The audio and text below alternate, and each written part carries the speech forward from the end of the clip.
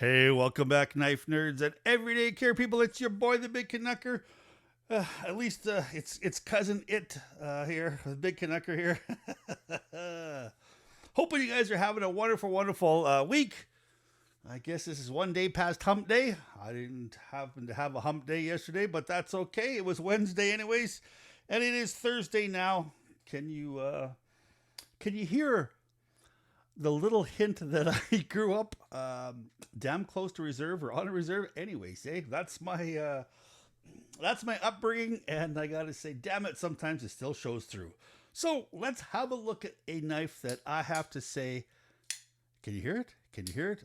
I really have to say that when I first got this knife, bam, I was a wee bit kind of taken aback by it. This happens to be a number 195 in 205 made. This is the Wee Knife Exciton flipper with a button lock. And I gotta say, man, oh man, Wee Knife sure knows how to make a darn good looking knife with some excellent fit and finish, and just so pretty to look at.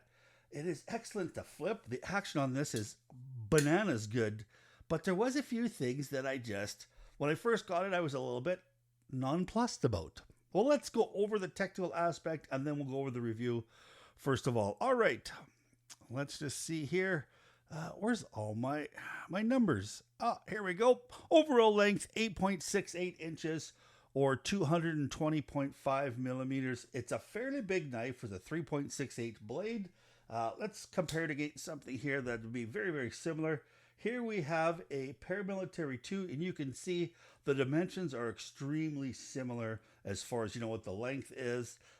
We'll compare it against something else here. Something that'll be coming down the road in the channel. This beautiful Curtis F3 non-flipper. That you can see there, she's a little bit taller than the Curtis, and something that I won't necessarily tell you what it is. Let's see if you guys can name what this 20 plus year old knife is. It's a Benchmade, of course, but what Benchmade is that? If you can guess what the Benchmade is here in the downstairs in the comments, you win yourself a self-administered pat on the back, which is better than a slap in the belly with a wet trout. Bonus points if you can tell me where that's from. And one more bonus point. What is special about this Benchmade here, which will be coming down the road in a review near you? All right, let's talk about the Wee Exciton flipper with the button lock action. Blade length, like I said, is 3.68 inches long. Closed length is 5 inches, so you can see that it's got a little bit bigger handle than it is blade by a little bit of a margin. Blade thickness is 3.2 millimeters, but you can see here that it doesn't seem like it because it is very there is lots of kind of grinding on this blade to bring I think the weight down, and also the fact that it just cuts so beautifully with this. Even though it is at the thickest point 3.2 millimeters, it is still a really excellent slicey blade. And I gotta say, these Wee Knife guys, these grinds are absolutely gorgeous here. As you can see, you've kind of got a deep hollow grind, and then it changes grinds there. Then you've got a flat here, and then you've got a swedge here. So I mean, and then you've got the jimping that's cut into this blade, along with an elongated opening hole. Man, oh man, this is an absolutely gorgeous knife, and I think the fit and finish on Wee Knives in particular is really good. All right, the overall handle thickness is 12.2 millimeters, and of course the knife only weighs 3.72 ounces, so it is right on that ounce an inch as far as the blade's concerned. So that's just absolutely perfect. It's a little bigger than 3.5, but it doesn't seem like it's crazy murdery. When somebody, if you pull this out of your pocket, you can say, oh well, it's kind of a knife, and it will.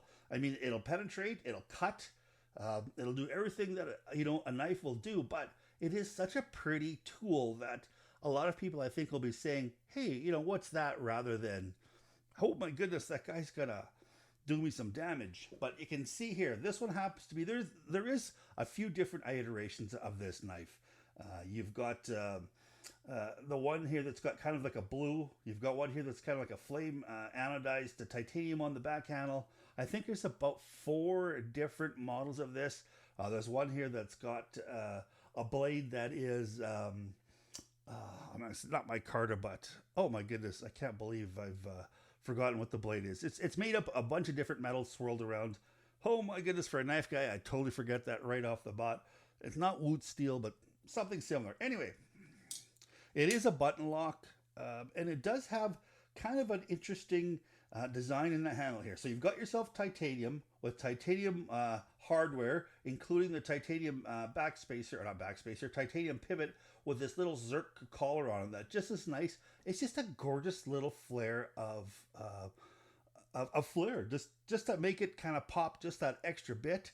Now, this here happens to be a really gorgeous carbon fiber, really smooth. The fit and finish on this knife is excellent, but you can see that carbon fiber wraps around into it, almost an integral looking knife here. It isn't an integral because it looks like you can pop these 2 things off here, and you can lift that off and then probably do some other stuff, and she might just, kind of pop apart. But it's almost an integral, but not quite an integral.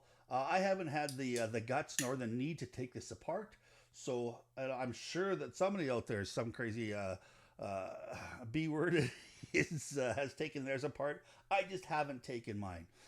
What else do we got going on here? Now, the blade itself is, let's just see here, it's CPM 20CV, so it is on the high end as far as knife steels that are out there. I don't know if that's the absolute best one. The flavor of the month seems to be MagnaCut right now, but last year the CPM 20CV, it was the one that you wanted. It's just an all-around great super steel.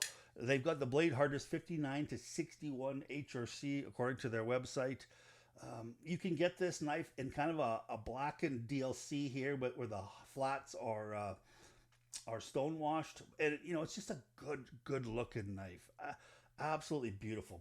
It is only tip up right hand carry, which is, for the vast majority of the people out there, that is going to do the job. It is a titanium backspacer. It is fairly close to deep carry. It looks like when this knife is in your pocket, there's only a fairly bit in there. And now it does have the lanyard hole, which I absolutely love. So I happen to use these black paracord here with this little Civivi brass.